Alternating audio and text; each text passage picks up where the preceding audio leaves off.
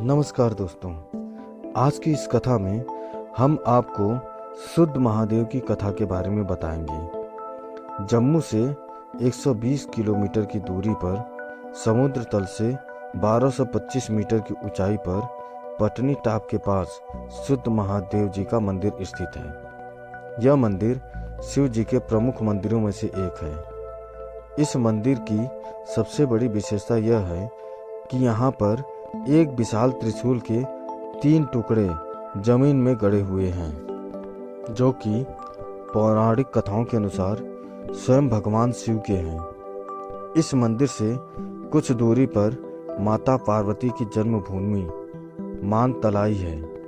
इस मंदिर का निर्माण आज से लगभग 2800 वर्ष पूर्व हुआ था, जिसका पुनर्निर्माण लगभग 1 शताब्दी पूर्व एक स्थानीय निवासी रामदास महाजन और उसके पुत्र ने करवाया था। इस मंदिर में एक प्राचीन शिवलिंग, नदी और शिव पार्वती की मूर्तियां हैं। जैसा कि हमने आपको ऊपर बताया कि शुद्ध महादेव के पास ही मानतलाई है, जो कि माता पार्वती की जन्मभूमि है।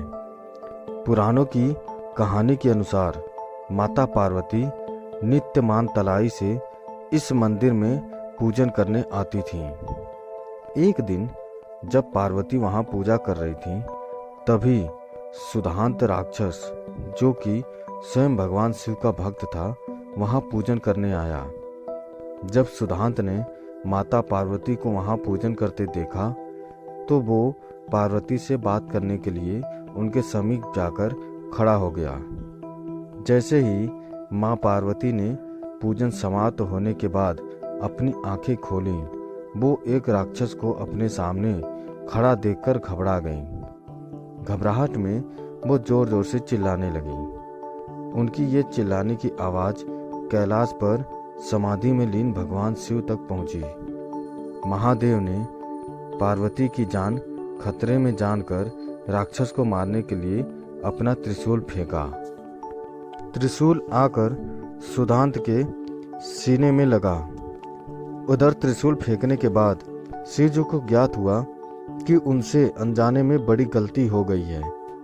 इसलिए उन्होंने वहां पर आकर सुधांत को पुनः जीवन प्रदान करने की पेशकश की, पर दानव सुधांत ने इससे यह कहकर मना कर दिया कि वो अपने इष्ट देव के हाथों मरकर मोक्ष प्राप्त करना चाहता है।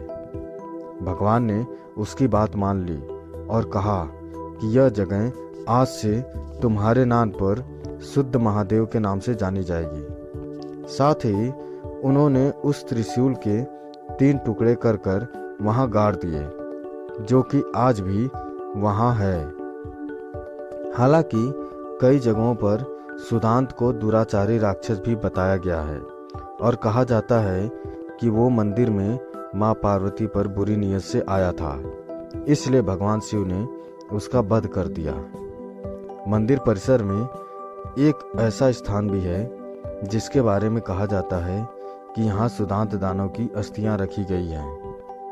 ये तीनों टुकड़े मंदिर परिसर में खुले में गड़े हुए हैं। इसमें सबसे बड़ा हिस्सा त्रिशूल के ऊपर वाला हिस्सा है, मध्यम आकार वाला बीच का हिस्सा तथा सबसे नीचे का हिस्सा सबसे छोटा है, जो कि पहले जमीन से थोड़ा ऊपर दिखाई देता था, पर मंदिर के अंदर टाइल लगाने के बाद वो फर्श के लेवल के बराबर हो गया है। इन त्रिशूलों के ऊपर किसी अनजान लिपि में कुछ लिखा हुआ है, जिसे कि आज तक पढ़ा नहीं जा सका है। भक्त लोग इनका नित्य जलाभिषेक भी करते हैं।